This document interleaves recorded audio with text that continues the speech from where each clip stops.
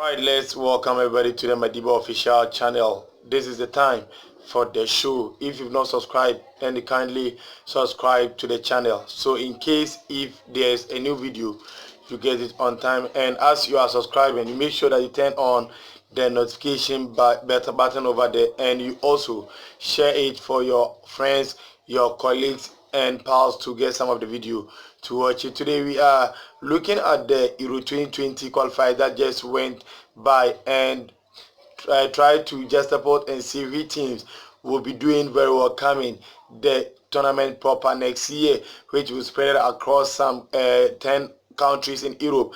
So we ask ourselves which teams, as we said earlier, are the favorites for that tournament. And as we've been noticing, or as we've been seeing throughout the qualifying rounds, some of the teams are doing very well, others too are not doing so well. So we pick up with the defending champions first, because they are the defending champions of the European Championship and also in the UEFA Nations League. They won it at the Seleção, or the selection of Portugal. The Portuguese national team started their campaign with 2 draw games, and they quickly turned that around with some wins. But their last game that they played was against the table toppers, that the Ukrainian, led by the legendary Andriy Shevchenko. They were not able to defeat them, so they lost by 2-1. They needed to even pick a draw, but they couldn't. The man himself, Cristiano Ronaldo, got himself on the score sheet, thereby getting his 700 career goal, which is no mean feat to achieve. Even if you look at the number of goals that he has for the Seleção national team, prior to him, it was Pedro Pauleta who was leading their all-time top scorer with some 47 goals. Now he has 95 goals. Means even if you are to multiply the goals that Pauleta scored for the selection of Portugal by 2, it will not be even up to the number of goals that Cristiano Ronaldo have for the national team. That in itself is no mean feat. So the Portuguese national team, if you look at this current group of players, comparing them to the one that won the European Championship, this one in quality, they have it. The squad in depth is better as compared to the one that won the European Championship all the way in France. And looking at how the players, some of them are shaping up, and Fernando Santos trying to find up or map up a strategy that will be able to inculcate the Joao Felix, inculcate Bernardo Silva, inculcate Cristiano Ronaldo in the lineup. It has proven futile, and it's here to work. Although when he brings on Gonzalo Guedes of Valencia, you can see that something is about to happen for the Seleção. At the back, they have a 36-year-old Pepe leading the lines over there. Rafael Guerreiro, who himself is an attacking fullback who likes to attack more than to defend. The right fullback, Nelson Semedo Cabral, the same can be said of him. So their back line is a little bit shaky, but they in more than capable. They are more than capable in the midfield to be able to compensate for their defensive mishaps. Because if you look at their midfield that they have one of the best players in the defensive position, William Carvalho. They have Danilo Pereira of FC Porto. They have Ruben Neves and João Moutinho, both of Wolverhampton Wanderers. They have Bruno Fernandes, who have been scoring goals with rampant rapidity for Sporting Club. So if you look at this midfield of Portugal, the likes of Bernardo Silva can also play in the middle of the park.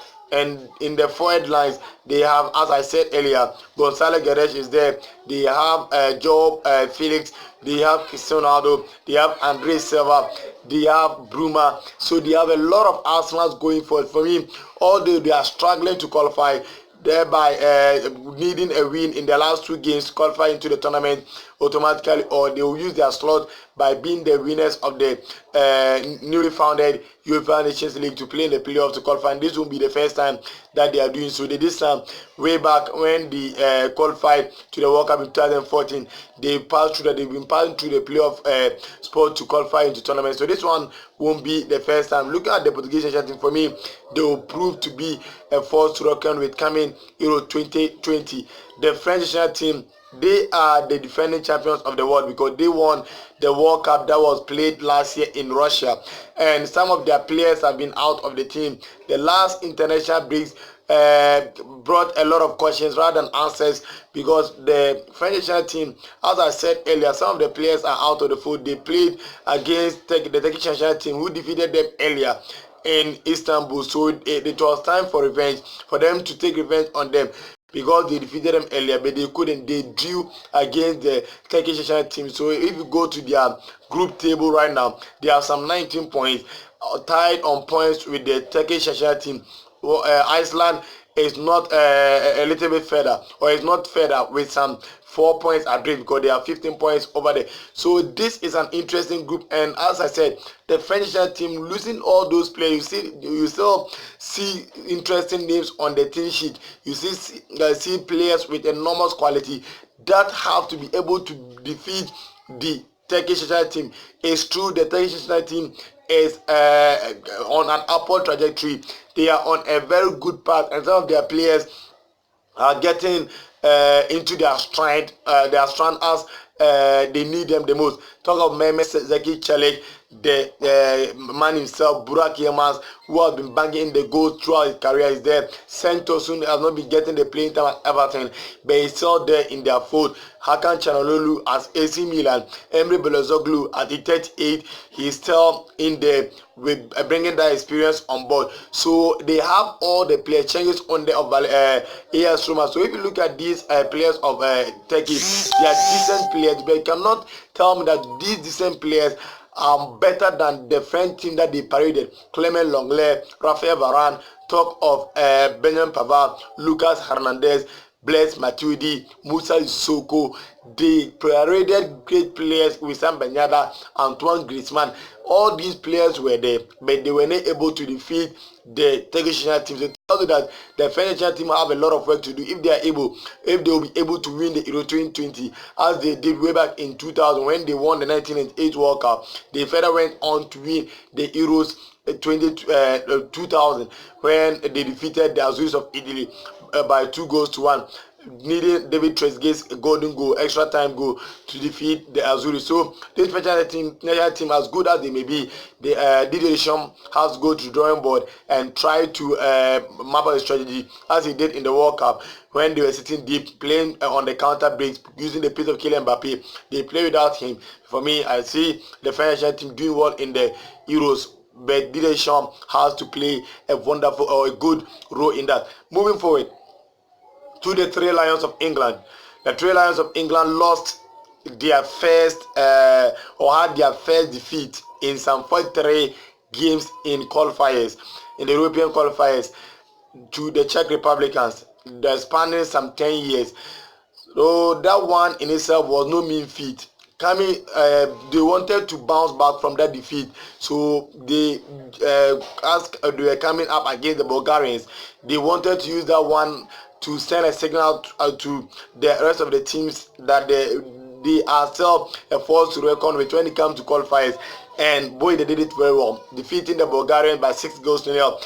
Despite all the things that they went through, the racism, the monkey chance and everything, that is chance that went on, but yesterday defied all odds to win that game by 6-0. And if you look at the attack, how they played, the interpositional play between them, Harry Kane, look at Raheem Sterling and Rashford, because their mobility, all of them are mobile for it. None of them likes to be static at one place. They all want to roam and maraud down the flanks and get into spaces, good spaces, to be able to, so that their colleagues will be able to pick them, for them to be able to cause havoc to them. The game against Czech, granted, they played with useful players, so we could say because of the youthful exuberance, they were not able to defeat their Czech Republicans counterparts.